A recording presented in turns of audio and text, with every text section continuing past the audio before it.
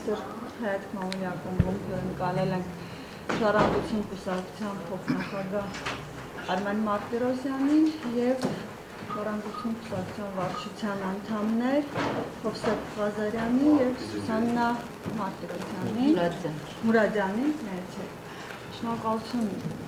պարոն Մարտիրոսյան մեր հրավերն ընդունելու համար, մեր բանախոսները խոսենք առաջիկա նախընտրական զարգացումներից,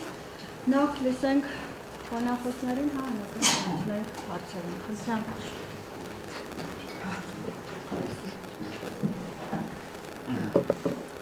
Մեր հին ընկերոջն էլ օգնենք, նոր շարունակենք Աստղիկ Բեդևյանին։ Շատ շնորհակալություն, բարև ձեզ, որ այսօր այստեղ եք և հասկանում եմ, որ երեկ ձեր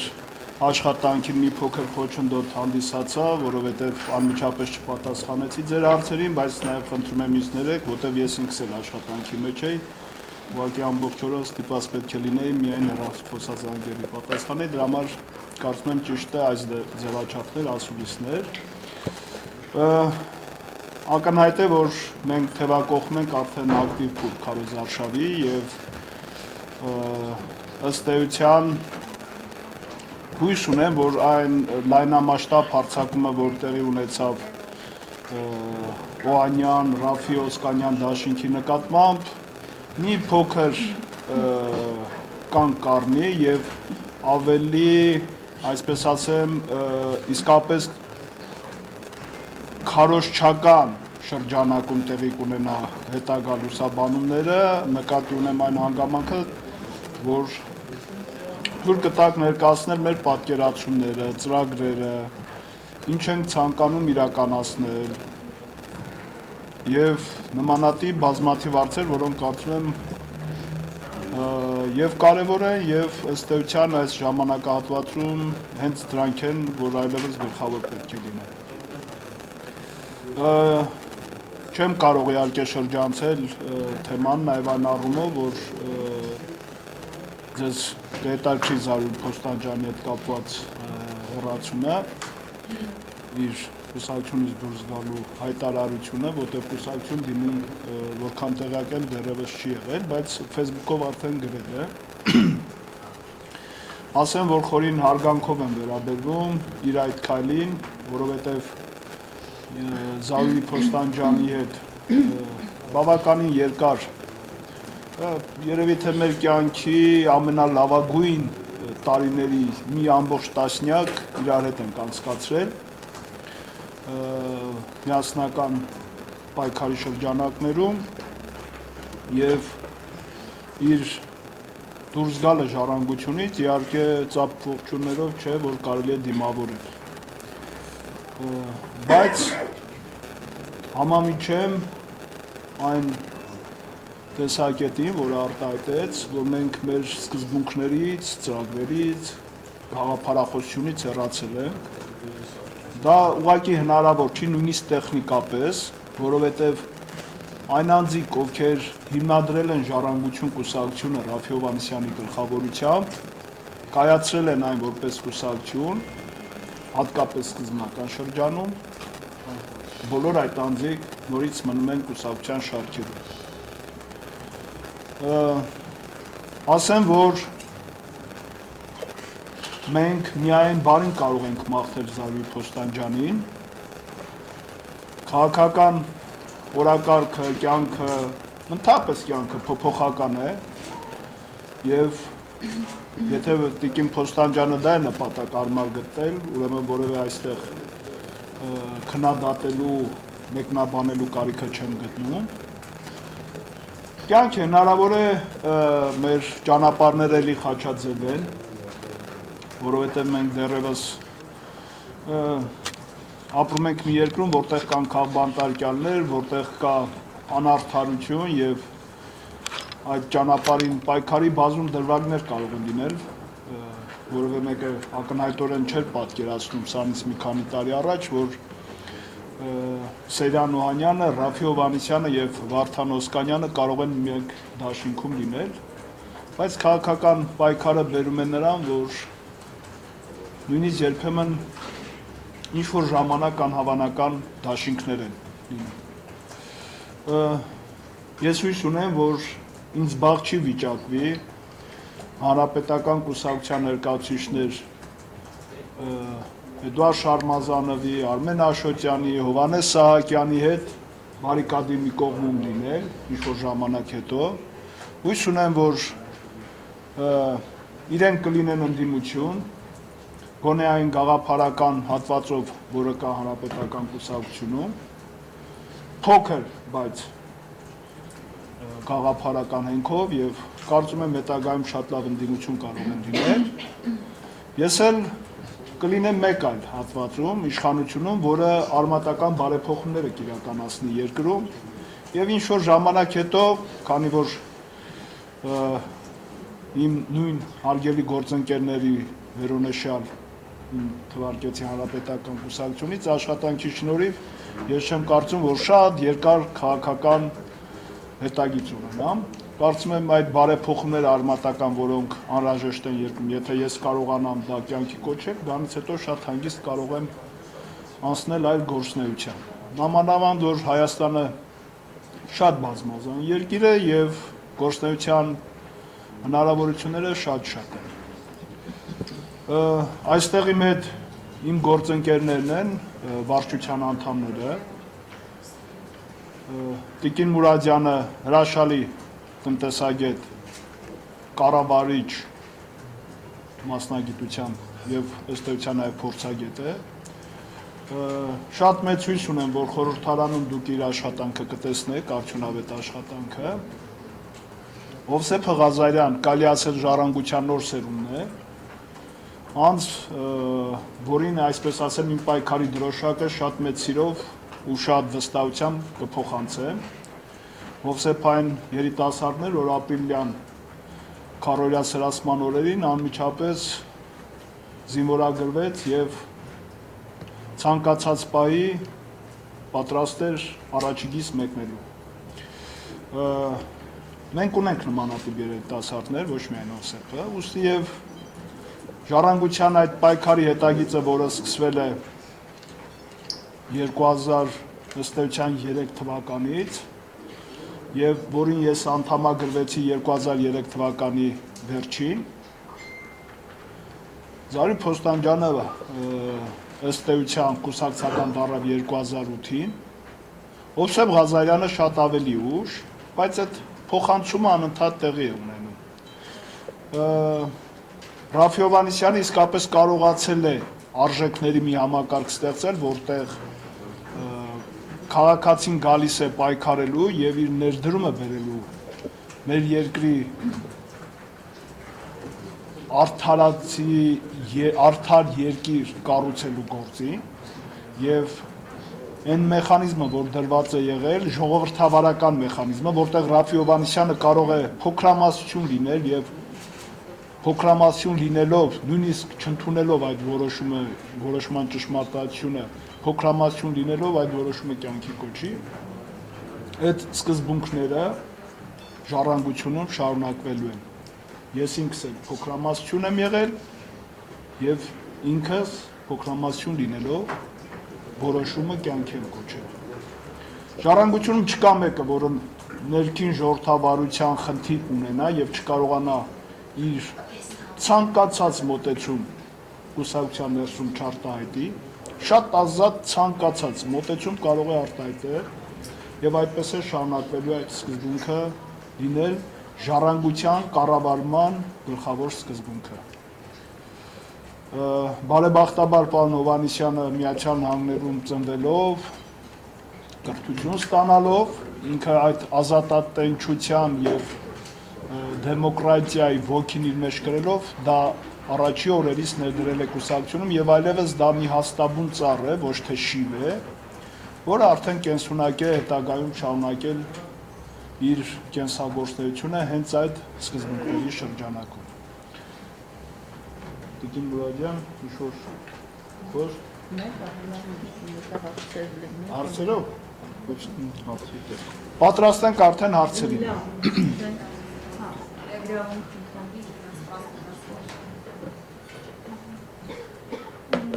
Պարոն Մարտիրոսյան, Զավին Կոստանդյանի երեք իր հիմնավորել է տարիս, դեռ որ ավանդություն ստեղծան շեղվել և հիմնավորեցից և դա է պատճառը հիմնավորներում նաև այդ դաշնությունն արտավակցելը, ոնց է արտագանքում, սա առաջին և երկրորդը ցուցակում իհավ է այսպես օրինաչափ և ժառանգության մշտական ղեկավարը դաշնքի ցուցակում 12-րդ համարն է, իսկ որպես կուսակցության փոխնախագահ երկրորդն է։ Ես գիտեմ, որ ասել եք դա Ղաֆի Հովհաննիսյանի ցանկությունն է, բայց այդ ցանկությունը ինչով է հիմնավորվում։ Այս ներքաղաքական գործընթացում դարձավ ինքը պարտքի կապ երկրում առաջին Նորից նույնն եմ կրկնելու, եթե քեզ նոր օրիգինալ պատասխան եմ տալու, ոչ, պարոն Հովհաննիսյանի ցանկությունն է եղել, իսկապես ցանկությունը կարծում եմ մեկնաբանելու կարիք չկա, որտեղ ինքը վստահ է, որ 11-րդն էլ անցողիկ է, ինքը վստահ է իր թիմի վրա, ինքը գիտի, որ այնպիսի թիմ է ստեղծել, որտեղ տարբեր անուններ կարող են լինել, եւ այս դեպքում նպատակահարմար է գտել իմ անունը, որոշակի որպես նաեւ փորձ ունեցողի երկրորդ համարում տեսնել։ Ես ոչ միայն կուսակցության փոխնախագահն եմ, այլ նաեւ Բարև Երևան դաշինքի առաջի համարն եմ եղել, այնպես որ ինչ-որ առանձնահատուկ վիճակ չկա այդ առումով։ Ինչ վերաբերում է Տիկին Փոստանջյանի ասածին, նոր ես նշեցի եւս մեկ անգամ կրկնեմ, համաձայն չեմ այդ մտքի հետ, որովհետեւ ժառանգությունը ովքեր հիմնադրել են, ովքեր ի սկզբանե եւ սկզբունքներն են աշխատանքի դրել, եւ պայքարի սկզբունքներն են դրել, եւ մեր ծրագիրն են կազմել, եւ գաղափարախոսությունն են ձևավորել։ Բոլոր այդ մարդիկ այսօր եւս ժառանգության մեջ են։ Կարող է նրանցից ոմանց անունը ձեզ հայտնի չէ, բայց իրենք կուսակցության մեջ, կուսակցության կազմակերպչական աշխատանքներում շատ մեծ դերակատարություն ունեն։ Դրա համար եթե նույնիսկ դուք զարմանում եք այդ դաշինքի վրա, ես կարծում եմ զարմանալու բացարձակ ոչինչ չկա, եթե հաշվի առնեք 3 պետական գործիչների եւ մասնագիտական կարողությունները եւ ցանկությունը երկրում փոփոխություններ իրականացնել, ես կարծում եմ որևէ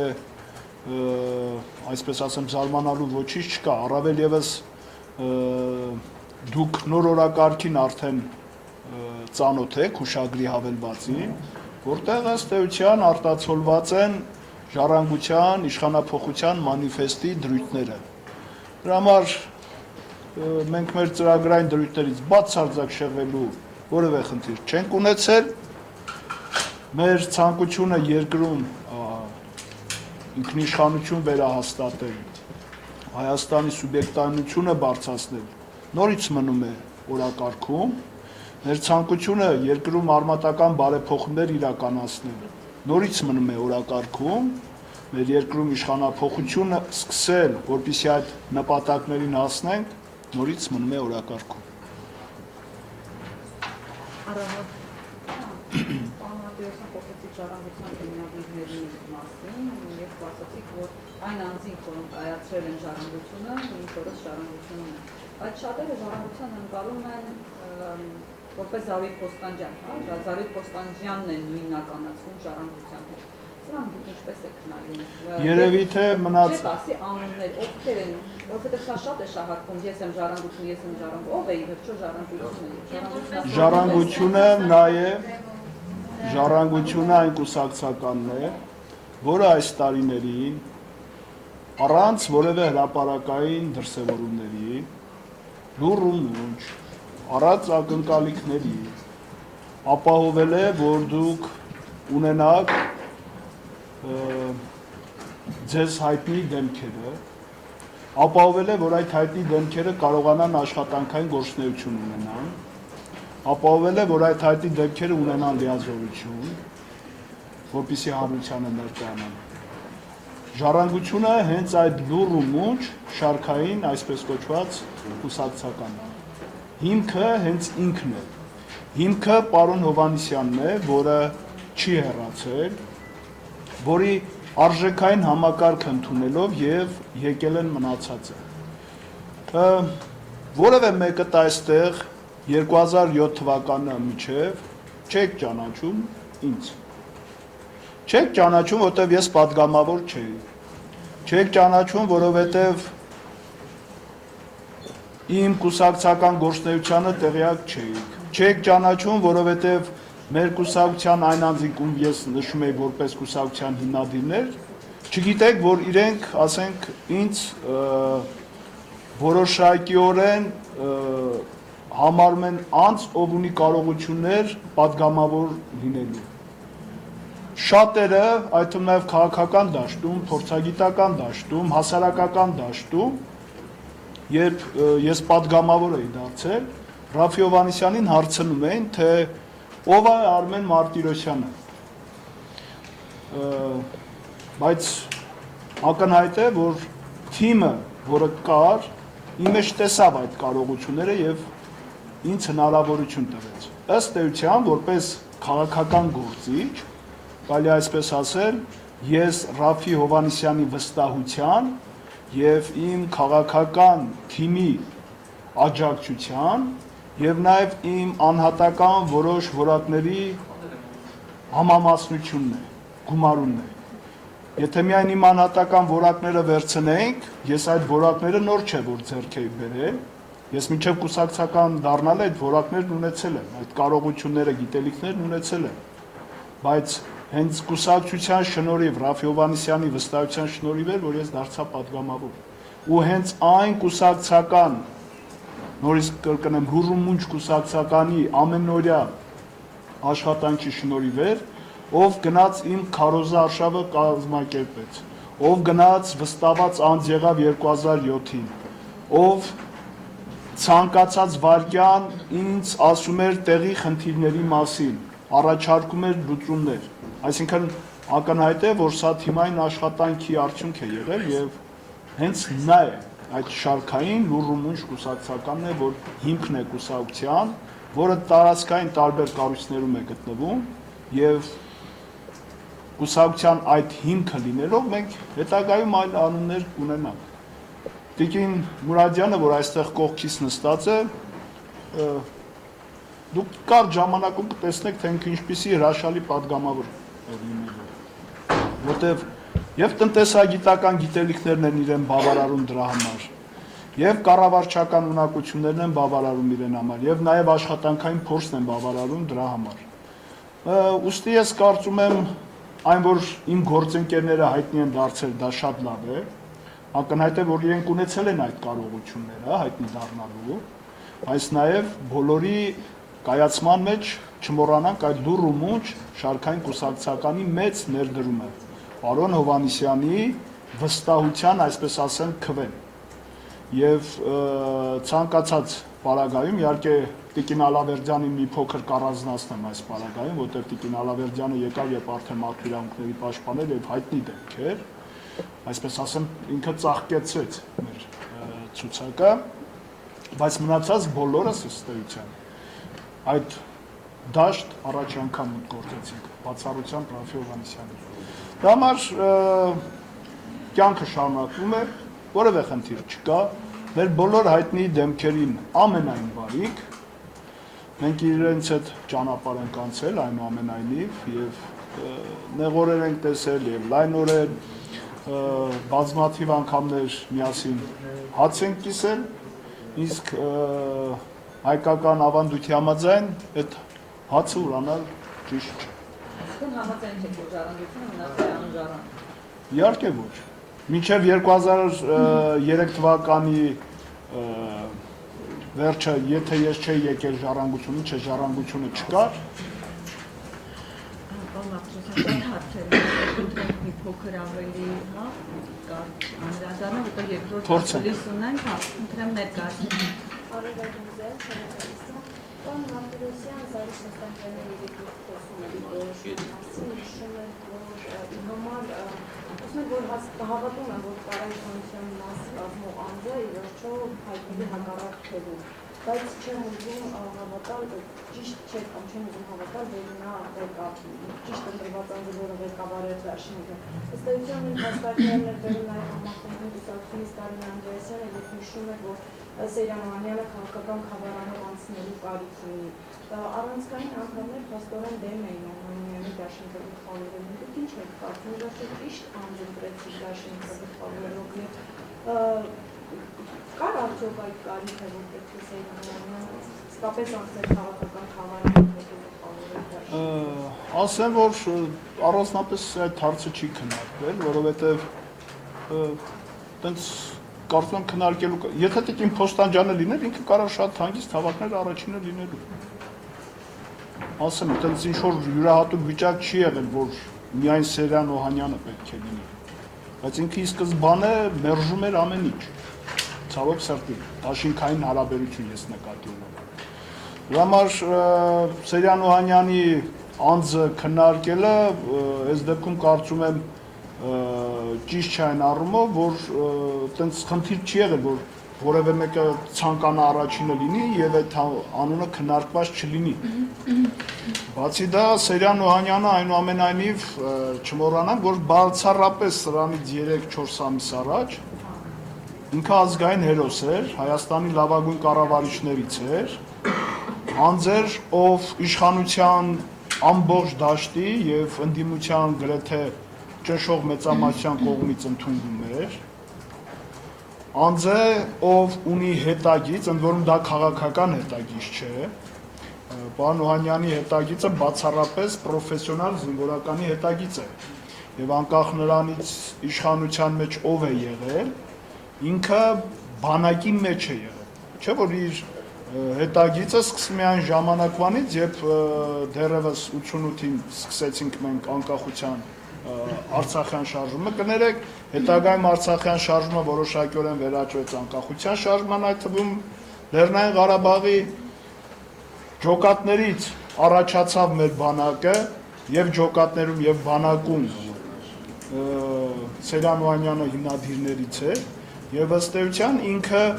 այդ հետագծով է եկել, ինքը իշխանության մեջ քաղաքական հատված չի զբաղեցել։ Այսինքն եւ Լևոն Տեր-Պետրոսյանի ժամանակ է բանակում Բարձրաստիճան պաշտոնատար անձ եղել, այդ թվում Արցախի, եւ Ռոբերտ Քոչարյանի ժամանակ, եւ Սերժ Սարգսյանի, դրա համար ես չէի իրեն դասի քաղաքական, այսպես ասեմ, դասական շրջանակում, այլ դասական ինքը ռազմական գործիչ է, որը տեսնում է, որ խնդիր կա բանակի անվտանգության հետ կապված եւ դա այլևս հնարավոր չէ միայն բանակի շրջանակում լուծել։ Այստեղ պետք է եւ սոցիալ-տնտեսական առաջընթաց, եւ բարոյահոգեբանական մթնոլորտի փոփոխություն, եւ հիմա ինքը դա առաջարկում է։ Եվ բոլորը մինչև 3-4 ամիս առաջ գրում եք, որ Սեյրան Օհանյանը այն եզակի պարճեշտ անձնավորություններից է իշխանության համակարգի մեջ, որը այսպես ասեմ, նույնիսկ կարելի ասած սպիտակ ագռավի ինչ-որ տիտղոսին կարող էր արժանանալ։ Դրա համար Սեյրան Օհանյանի վաստակը իսկապես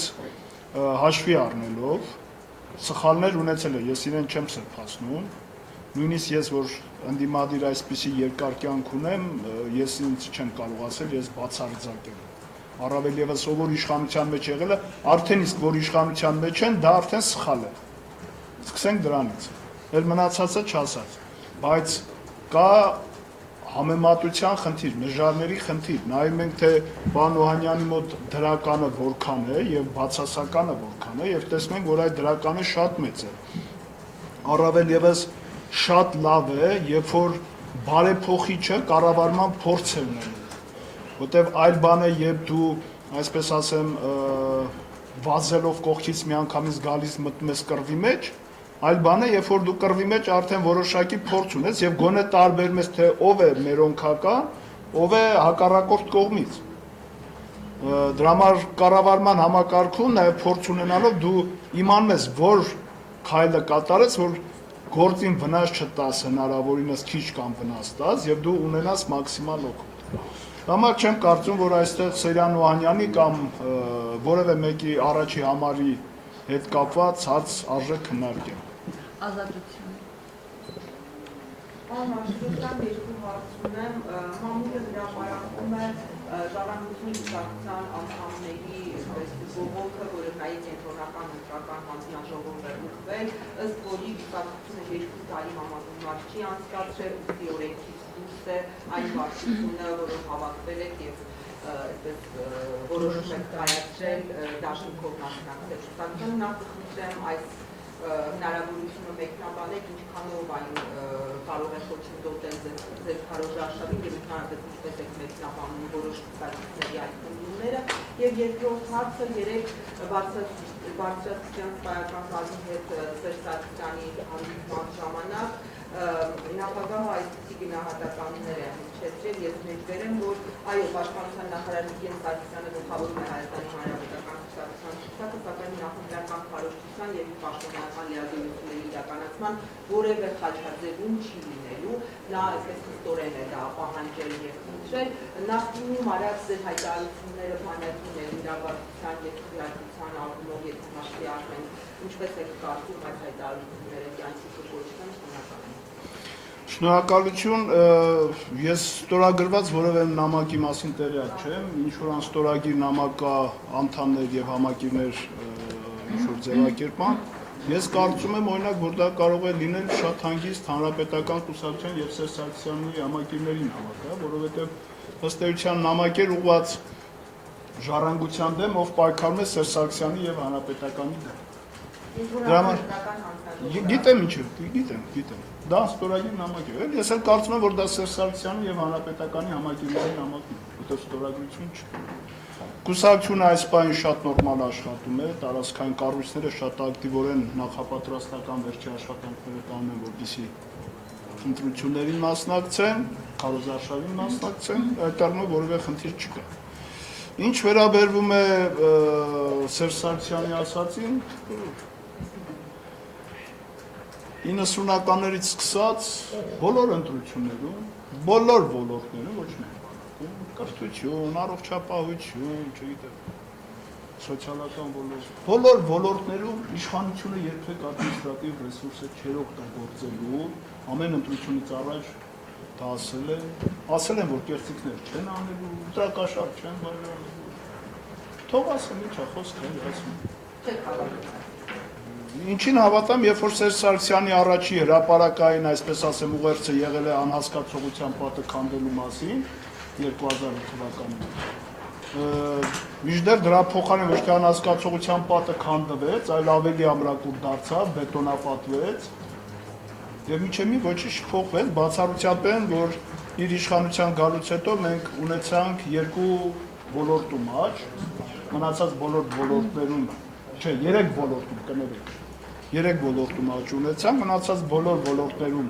մենք խայտառակ նույնիսկ անկում ունեցանք եւ այդ 3 ոլորտները հետեւյալներն են։ Առաջինը դա արտաքին պարտքի մեծացումն էր, երկրորդը արտագաղթի կենտրոնը, որը արդեն անցած տարի պաշտոնապես գրեթե 48000-ի հասավ, այն էլ արդեն կիսադատարկ էր դառնում։ Եվ երրորդը քաղբանտարկյալների թիվը։ Մնացած բոլոր ոլորտներում մենք ունեցել ենք նույնիսկ խայտառակ, օրինակ ինչպես 14%-անոց անկումներ։ Ես չեմ խոսում, որ 10 տարվա կտրվածքով ըստ էության հիմա մեր բյուջեն ավելի նվազ է, քան թե այն ժամանակ, մեր հնան հիմա ավելի քիչ է, քան թե այն ժամանակ։ Վերջ, սանով կարծես ամեն ինչ ասած է։ Դա համար ինչպես մնացած խոսքերին չեմ հավատացել այլևս, որովհետև առաջի խոսքը մի հատ կյանքի կոչվի անհասկացողության պատը քանդվի, որ հետո տենանք երկրորդ քայլը ինչ է անում։ Այնպես էլ այս դեպքում չեմ հավատում։ Եվ ակնհայտ է, որ եթե իրենք խոսում են քաղաքական դաշտի զարգացման մասին, չգիտեմ, երկրի կառավարման համակարգի արդյունավետության մասին, իրենք չեն բերի այս խայտառակ ռեյտինգային տարածքային կոչված է ցուցակների մեխանիզմը դնել։ Ամբողջ աշխարհը ցեղախմբային, տոհմացեղային կարգավիճակները վաղուց անցել է եւ հիմա քաղաքացիական հասարակություն են կառուցում։ Մենք քաղաքացիական հասարակությունից գնում ենք դեպի տոհմացեղային։ Ամեն մեկը իր բարեկամին գնա քվեարկի, ես ինչ։ Դրա համար չեմ հավատում։ Պարոն Մարտիրոսյան, այնուհանդերձ առաջին հարցի հետ կապված 2 տարի իսկապես այդպես է, այդ ընդունները, իսկապես 2 տարին անցել է կանոնադրությամբ խախտում չի եղել, որովհետև 3 տարին չի մնացել տանել։ Երկրորդ, բայց 3 տարին չի մնացել, չի ասում 24 ամսվա ընթացքում։ Գումարած դրան, խորհրդի նոր անդամներ են ընտրվել, խորհուրդը ամբողջությամբ նոր է ընտրվել, իսկ որոշումը ըստ էության կայացել է խորհուրդը, ոչ թե վարչությունը։ Վարչությունը ընդամենը վերջը, այսպես ասեմ, շտրիխն է արել, որը խորհրդի պատվիրակման որոշման, այդպես է եղել, արդյունքում է եղել։ Համար որոշումը ըստ էության խորհուրդն է կայացել, որը վերջերս է ընտրվել, բարեբախտաբար։ Եվ վերջապես չմոռանանք, որ իսկապես մենք ֆորս մաժորներով շարժվեցինք անցած տարի, մենք նույնիսկ հրապարակային ես ասել եմ մի քանի անգամ, որ ուզում ենք համագումար անցկացնել, բայց մայիսին ցանկանում էինք մայիսի վերջ, հունիսի սկիզբ համագումար անցկացնել, ապրիլյան պատերազմը եղավ, քառօրյա սրացումը, հետագայում փորձեցինք, որ աշնան անցկացնենք սեպտեմբերին, դրա մասին բարձրաձայնեցինք, տեղի ունեցավ Սասնածռերի հետ կապված գործընթացը, ընդ որում Ժառանգության 3 անդամներ ղեկավար կազմից կարելի ասել կալանավորվեցին, Տիկին Մուրադյանը 2 օր ձերբակալված էր այդ օրերին։ Այդ իսկ պատճառով կարծեք թե այդ ֆորս մաժորները, հետո էլ պարոն Հովհաննիսյանը որոշ խնդիրների պատճառով Միացյալ Նահանգներ մեկնեց։ Համար ինչ որ հետաձգվեց, բայց էլի միևնույն է շրջանակում են կազմակերպության։ Իհարկե օրինակ, դա խնդիր չկա։ Պարոն Մարտիրոսյան, մամուլում շրջանառվում են խոսակցություններ կան, որ արդեն ընտրակերպցիքներ են սկսվել, դուք նմանատիպ ահազանգերուներ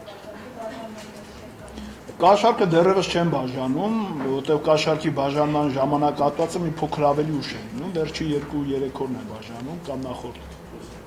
օրը։ Նույնիսկ գալայս կա այստեղ մարդ։ Գալա նույնիսկ քվեարկության օրն էր, հիշում եք բանը երթուղային մեքենայում տաքսու մեջ, որ գումարը բաժանում են կամ մի ժիգուլու մեջ էր ինչ էր նկարել են։ Նույնիսկ վերջ օրներն են բաժանում։ Դրա համար Այո, ազատություններ նկարել։ Այո, նաև ազատությունը բանի ժամանակ, սահմանադրական հարակվեի ժամանակ, չէ՞։ Ուզում եմ ասեմ, որ բաժանելը իհարկե մի փոքր ուշ կլինի, բայց հավաքագրումը արդեն իհարկե կա։ Եվ այն, որ գրեթե խոսք են տվել արդեն $100 հասցնեն, խոսում է նրա մասին, որ իշխանությունը փորձելու է այդ կեղծիքի մեխանիզմը նորից կյանքի կոչել, իսկ դրանից հետո ինչ է փոխբաժանում, ակնհայտ է, որ ժողովրդին սննկացնի եւ դատարկի երկիրը մինչեւ վերջ։ Ուրիշ հարցեր։ Համարյա Արաքելյան, պարոն Մարտիրոսյան, նշեցիք, որ տարիներ առաջ չեք պատկերացնի, որ Օսկարյանի Օհանյանի հետ դաշնիկով հանդես կգաք, այսօր այդպիսի բան տեսնում եք եւ որն է պատճառը, որն է գաղափարական հենց եթե այդպիսի պատճառ է, եթե մասնակցությունը ընդդիմությունների համար չէ։ Շնորհակալություն այդ հարցի համար, Ամալիա, շատ լավ հարց ես տալիս։ Նույն հենքն է, ինչ որ 2009 թվականին Ժառանգությունը համագործակցեց Դաշնակցության հետ, դեռևս այն ժամանակ, երբ Դաշնակցությունը նույնիսկ դուրս չէր եկել պաշտոնապես կոալիցիայից, որովհետև այն ժամանակ կար հայ-թուրքական խնդիր։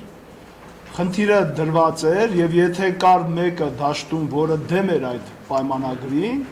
մենք պետք է իրենց հետ համագործակցենք։ Առավել եւս Դաշնակցության նման միավորը ես գիտեմ, ես շատ լավ հասկացա Ամալիա ջան։ Նույն կերպ, ինչպես 2008 թվականին էր, երբ Լևոն Տեր-Պետրոսյանը իր տեխնացությունը առաջադրեց եւ մենք տեսանք, որ հասարակությունը համախմբվում է ըստ էության Լևոն Տեր-Պետրոսյանի շուրջ իշխանափոխության լոզունգով, ինչպես ինքն էր ասում Լևոն Տեր-Պետրոսյանը, իմ մեջ գործիք տեսեք եւ ես փոխեմ։ Նույն կերպ ինչպես 14-15 թվականի սկզբում քարյակի, հետո եռյակի ֆորմատում մասնակցեցինք Գագիկ Ծառուկյանի հետ եւ Լևոն Տեր-Պետրոսյանի հետ իշխանափոխության գործընթացին։ Այսինքն Ժառանգության համար գլխավորը եղել է խնդիրը։ Եթե կա խնդրի լուծման ուղղությամբ այլ քաղաքական միավորի հետ նույնականացում, մենք նույն կերպ ենք տեսնում խնդրի լուծումը, մենք համագործակցում ենք, այսինքն մենք ոչ թե անձերի հետ ենք համագործակցում, այլ համագործակցում ենք խնդրի շուրջ։ Եթե խոսքը վերաբերում է գաղափարական, որպես քաղաքական հիմք, թե որն է այս համագործակցության գաղափարական հիմքը, ապա ասեմ հետևյալը. 48,000 անցած տարի արտագաղթածները այսօր Հայաստանի ամենամեծ գաղափարական հենքն են։ Ոչ լիբերալիզմը, ոչ սոցիալիզմը, ոչ պահպանողականությունը, ոչ աջակողմյան, ոչ ձախակողմյան գաղափարները առ ոչինչ են այդ 48,000 արտագաղթողների առջև։ Գլխավոր հենքը, հիմքը գաղափարախոսական դա այն է, որ Հայաստանը դուրս բերենք այս ճահճային վիճակից, որտեղ եթե բերված է ռեյտինգային քվեարկություն, ինչ քաղաքական համակարգի մասին մենք կարող ենք խոսել, երբ որ տոհմացեղային հարաբերություններ են ուզում հաստատել Հայաստանում։ Եթե Հայաստանի իշխանությունների վարած քաղաքականության արդյունքում միակ գաղափարական հենքը այն է, որ ինչքան հնարավոր է շատ հանրային ռեսուրս թալանենք, յուրացնենք ապօրինի կերպով, դրա գաղափարական հենքը որն է, այսինքն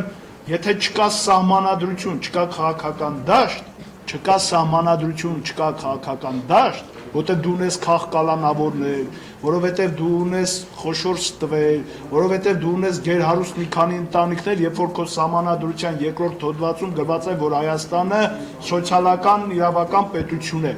Եթե դու դա չունես, ինչ գաղափարական հենքի մասին է, դու պետք է նորմալ պայմանները ստեղծես, նախ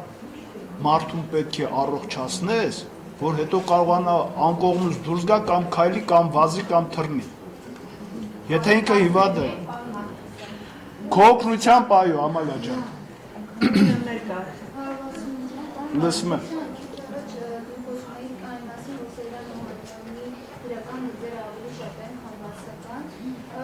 Եթե հիշում եք, մոտավորապես մեկ տարի առաջ այդ համանadrական բարեփոխումները եղան, Ռաֆի Հովհաննիսյանի ազատության հրապարակում պահանջում էր Սերժան Թանյանի հրաժարականը,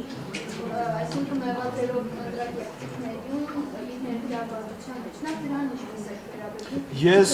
հա։ Երկրորդ հարցը դրեք Վարդանյանի տղայի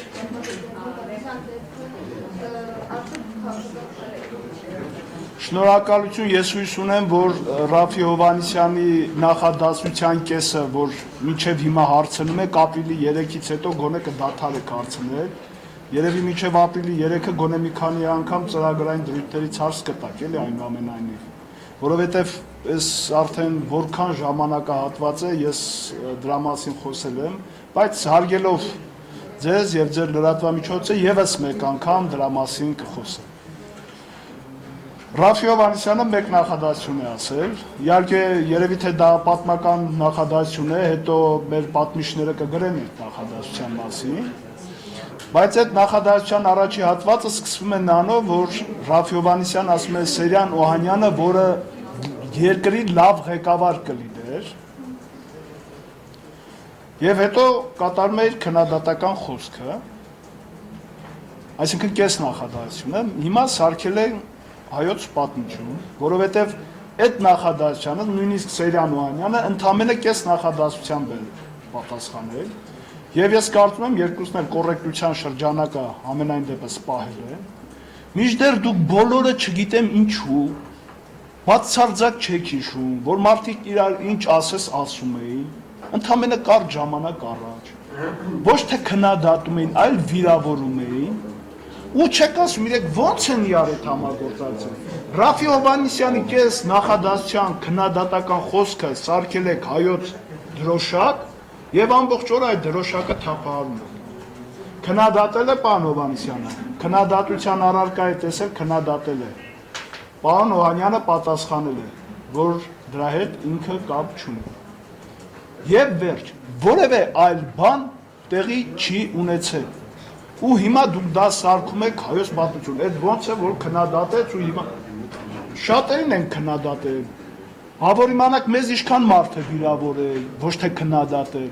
բայց այդ նույնիսկ այդ վիրավորանքի առկայության պայմաններում ես ինքս ժառանգությունը միշտ ասել ենք, եթե կա խնդիրը, մեր վիրավորվածությունը նույնիսկ 10-րդական բան է, երևույթ է, մենք պետք է համագործակցենք իրար հետ։ Ես նորից ասեցի, պարոն Օհանյանը ժխտել է դա։ Իմիջիալոց մի հետարքին բան ձեզ ասեմ, եթե կուզեք դա գրեք, կուզեք չեք գրի, բայց դուք իմացեք։ 2013 թվականին Արմավիրում այն տեղամասում, որտեղ սպաները եւ ենթասպաներն են քվեարկել, ճնշող մեծամասնությամբ, այդ տեղամասում Ռաֆի Հովհաննիսյանը հաղթել է։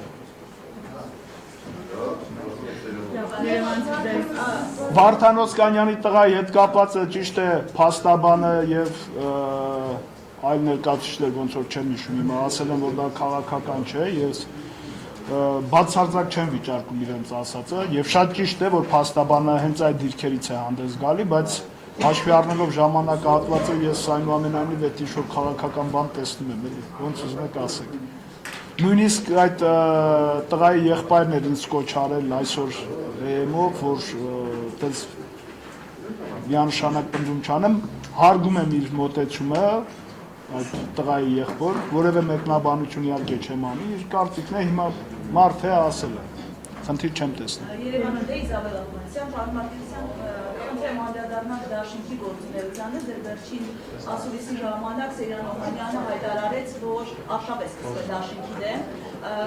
կարող եք փակագծեր բացել, ինչ արշավ է, ինչ ուժգնությամբ է կատարվում, քանի որ մամուլում անուններ նաև Սերյան Օհանյանի անվան շուտ հրապարակումներ են կապված տարբեր գործերի հետ, եւ արդյոք այս շրջանում կարողանա Դաշինքը դիմագրավել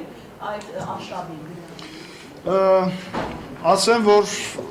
իսկապես շատ լայնածավալ է, համենայն դեպս բնականաբար ես 2005 թվականից տարբեր քաղաքական պրոցեսների մեջ եմ եւ անընդհատ տեսնում եմ ինչ ծավալի սև PR է լինում, այդ թվում նաեւ Ռաֆի Հովհաննիսյանի նկատմամբ, այսպես ասեմ, իմացել եմ, բայց այսպիսի ուժգնություն այն էլ ընդամենը մի կարճ ժամանակ հետո, երբ որ իշխանությունից դուրս եկավ, ես որևէ տեղ չեմ տեսել եւ սկզբում դա ժառանգության էր ուղղված, իմիջիալոց ասեմ, որ ժառանգությունը հանկարծ որևէ կերպ այս դաշինքի մաս չկազմի, երեք պետական գործիչները չմիավորվեն, հետագայում դա փոխանցվեց արդեն դաշինքին։ Իհարկե եւ զանգվածային լրատվամիջոցներով է այդ արշավը լինում եւ ընդդիմադիր դաշտի որոշ գործընկերների միջոցով, բայց հետաքրքիր է, որ հանրապետական կուսակցության ներկայացուցիչները որևէ ձև չեն մասնակցում այդ արշավին։ Իրենք կողքից մաքուր են մնում եւ ուրիշների միջոցով փորձում են այդ հարձակումը իրականացնել։ Ես այնուամենայնիվ կարծում եմ, որ դա երկար չի կարող տևել, որովհետեւ քաղաքացին ինքն էլ արդեն նույն բանը մի երկու անգամ որ լսում է, երրորդ անգամ իրեն համար հետաքրքիր չէ եւ մի որոշ ժամանակ հետո մենք արդեն իսկապես կանցնենք մեր ծրագրային դրույթների մասին խոսելով։ Որովհետեւ մեկը այստեղ ցավոք սրտի չի ասում, լավ, որ գալիս եք ուզում եք գաք իշխանափոխություն իրականացնեք, ինչ եք ուզում անեք։ Ոչ մեկ չի ասում։ Միշտ հենց դա պետք է ասեին։ Որտեւ հիմա ըստ էության արդեն որոշակի ուղերձների ժամանակահատվածներ, մի կարճ ժամանակ հետո քարոզարշավը կսկսի, մենք ծրագիրը կներկայացնենք։ Դրա համար այնուամենայնիվ ես հույս ունեմ, որ մինչև քարոզարշավը գոնե սա կավարտվի եւ քարոզարշավի ժամանակ ես այլևս ստիպված չեմ լինի պատասխանել Սերյան Օհանյանի, Ռաֆի Հովհաննիսյանի ասածներին կամ Վարդան Օսկանյանի հետ կապված ինչ-որ դրվագների, որովհետեւ այս ժամանակահատվածում արդեն ամեն ինչ պատասխանվել է։ Լավ, վերջին հարցը հայտարարեց, որ եթե դաշինքներն ուզում են որ ժողովուրդը հավատալի գտնի նրանց, պետք է կոնկրետ գործողություններ անեն, ոչ թե խոսեն։ Այսինքն, որ բողոքի ակցիաներ, օրինակ, հավատալիների հարցի շուրջ, գազի, էլեկտրաէներգիայի, արդյոք ձեր դաշինքը պատրաստվում է։ Չենք պատրաստվում, մենք արդեն անում ենք։ Բողոքի ակցիաներ։ Մասնակից ենք լինում։ Հաց բերողի հետ կապված, որ իսկապես աբսուրդ է, դուք պատկերացնում եք հաց բերող մարդուն, որը հիվանդ է, որը հաստատվեց բժշկական տեղեկանքով, որ իր ազատազրկումը իր հիվանդությունների առկայության պարագայում անհամատեղելի է, նորից ազատազրկում է կալանավորում։ Ակնհայտ է, որ այս պարագայում իսկապես մենք մեծ խնդիրներ ունենք եւ մենք մասնակցում ենք իր հետ կապված ակցիաներին։ Ինչ որ նոր վիճակ չէ եւ հենց ասուլիսի ժամանակ էլ դե ժառանգության պարագան սա չեմ շեշտի, որովհետեւ մեր մոտեցումը բոլորիդ հայտնի է եւ վաղուց է հայտնի, այդ թվում նաեւ ես այս պարագան դեռևս մեղադրյալ եմ Սասնա-Ծռերի հետ կապված, ամռան իրադարձությունների հետ կապված, եւ պարոն Օսկանյանը, որը ըստ էության եւս արդեն երկար ժամանակ խոսում է քաղբանտարկյանների արկայության մասին, դրան գումարվեց նաեւ Սերյան Օհանյանի ասածը, որ քաղբանտարկյաններ Հայաստանում։ Շնորհակալություն, պարոն Մարտիրոսյան։ Շնորհակալություն, լավ եղեք։